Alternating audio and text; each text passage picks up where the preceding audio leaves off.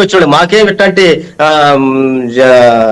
పడిచిన వాళ్ళం కాదు. అందువల్ల ఒకటండి, కృష్ణాంజలి గారు సాహెబ్ గారు చెప్పిన ఈ రోజు ఆంధ్రప్రదేశ్ లో ఒక డైవర్షన్ పాలిటిక్స్ కి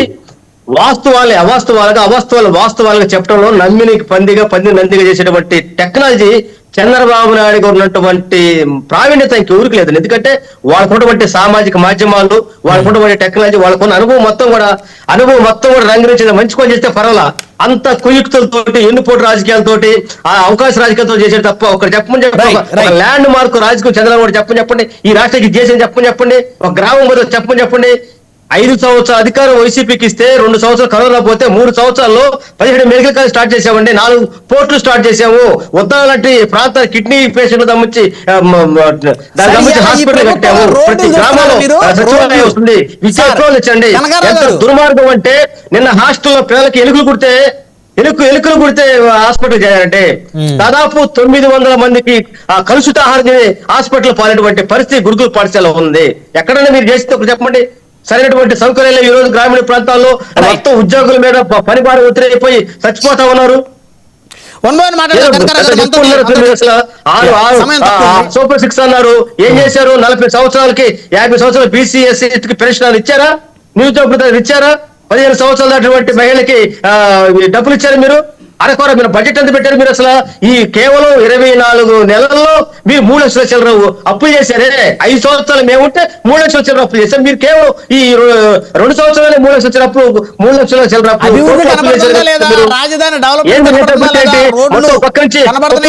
ఆస్తులు మొత్తాన్ని ఖరీదు చేస్తా ఉన్నారు. 900 పైసలు భూములు ఇస్తా ఉన్నారు. ఒక కరెంటు బిల్లు కట్టక కోట్ల రూపాయలు మొత్తం కరెంటు బిల్లు కట్ట గీత యూనివర్సిటీకి సుప్రీంకోర్టు మొన్న సంపద పెడితే కట్టడం నోరు మూసుకుంటే కట్టలేదు. అలాంటి వాళ్ళకి 5,000 కోట్లు 53 ఎకరాల భూమిని ఎట్లా దారి చేస్తారు మీరు? అసలు భూములు ఇస్తా ఉంటారు, పేదవాళ్ళు గుంటారు గెలుస్తారు. సెంటు భూమి లేదు. మీ ఈ 2 సంవత్సరాల్లో 3 సెంట్లు భూమి ఇస్తామని చెప్పేసి అన్నారు. 2 సంవత్సరాలు మీరు ఏం చేశారు? కాబట్టి 66 లక్షల మంది పెన్షన్లు ఇచ్చాం. ఈ గవర్నమెంట్ 5 లక్షల మంది పెన్షన్ కోత పెట్టింది. సార్ దయచేసి జగన్మోహన్ రెడ్డి సొమ్ము ఇచ్చాడా?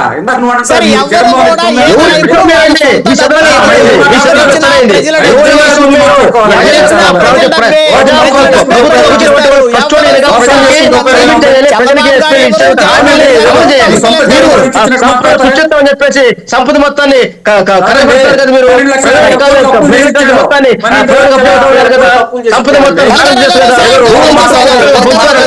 దయచేసి ఆగాలి, ప్లీజ్ దయచేసి ఆగాలి. మనతో చంద్ర సంవత్సరాలు గారు వారితో మాట్లాడదాం.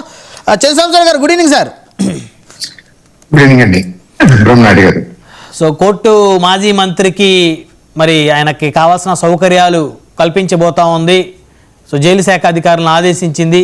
కానీ ఎక్కడా తెలుగుదేశం శ్రేణులు మరి ఆయన గురించి ఎక్కడా కూడా నెగిటివ్గా మాట్లాడలేదు. ఎందుకంటే ఇప్పుడు సాహెబ్ గారు చెబుతున్నారు, గతంలో చంద్రబాబు నాయుడు గారు జైల్లో ఉన్నప్పుడు ఆయనకు ఆరోగ్యం బాగలేకపోయిన పరిస్థితుల్లో ఆయన కొన్ని ఫెసిలిటీస్ కల్పించాలని చెప్పేసి కోర్టుకు వెళ్ళినప్పుడు వైసీపీ వాళ్ళంతా ఇష్టానుసారంగా ఆయన మాట్లాడారు. జైలు ఏమన్నా మీ అత్తగారి ఇల్లా, లేకపోతే జైల్లో మీకు ఇన్ని ఫెసిలిటీస్ కావాలా, ఇన్ని సదుపాయాలు కావాలి.